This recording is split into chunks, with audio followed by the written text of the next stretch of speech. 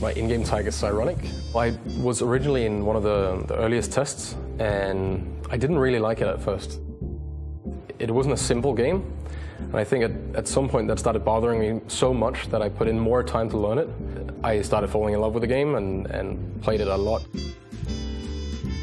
I found myself doing this tiny little stream for a few people, and I thought I had some different views on some things. Eventually that got me on a pro team, and then that kind of blew up, and found myself at Invitational doing analyst stuff. It's ridiculous.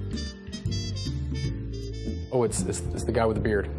My beard became like a brand for me. I just basically didn't shave because I was lazy, and then figured out that that doesn't really work. You kind of have to like get it trimmed, and you know. When you're in a team, people need to fulfill certain roles. I ended up playing a character in the game that has a beard, funny enough, called Blackbeard, and that was the perfect mix. Well, Siege is built up with everything having something to do with each other. You can swap one operator for another to get a job done, for example, but it changes the way that everything works. You're probably gravitate a bit towards operators that you like relate to, based on either history, look, but from like a competitive standpoint, it's still important for me that I play something that works with the team. If I can get to do both at the same time, that's the best thing. I think lore matters a lot, and I wish there was more of it.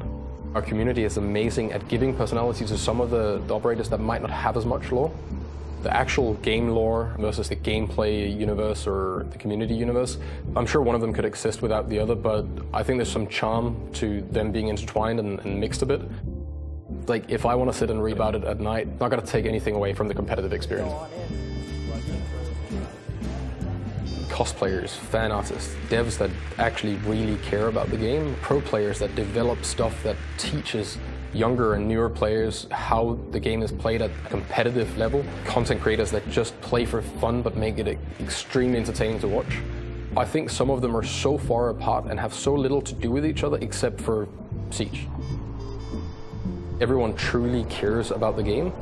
I just wish they were maybe a little bit better at, you know, letting each other know sometimes, instead of just being busy with what's not good. It's really easy whenever something new comes out to just go, ah, nah, I don't really like that. Like, I want people to try and break things down as it's a challenge instead of a problem.